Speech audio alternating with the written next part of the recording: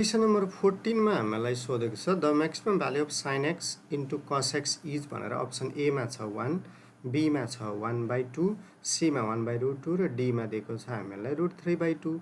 अब यसलाई सोल्भ गर्नका लागि हामीहरूले थोरै यसमा अपरेसन पर्फर्म गरौँ है। त कस्तो अपरेसन भन्दाखेरि साइन एक्स टाइम्स कस एक्सको ठाउँमा मैले 1/2 टाइम्स 2 साइन एक्स कस एक्स लेख्न पाउँदिनँ? पाइन्छ। त यो के भयो भन्दा 1/2 2 साइन एक्स कस एक्स भनेको चाहिँ कति हो? साइन 2x हो। त मैले अब यतिको मात्रै यो साइन 2x भन्ने ट्रिग्नोमेट्रिक टर्मको मात्रै कुरा गरेँ यदि भनेपछि यसको म्याक्सिमम भ्याल्यु कति हुन्छ मलाई भन्नुहोस् त। साइनको म्याक्सिमम भ्याल्यु हुने भनेको कति हो? 1 हो। त हामीलाई क्वेसनले पनि के सोधेको छ? 1 के म्याक्सिमम भ्याल्यु नै सोधेको छ फङ्सनको। त हामीले के भन्न सक्छौँ भन्दा देयरफोर 1/2 साइन 2x को म्याक्सिमम भ्याल्यु चाहिँ 1/2 टाइम्स साइन 2x को maximum value which is equals 1।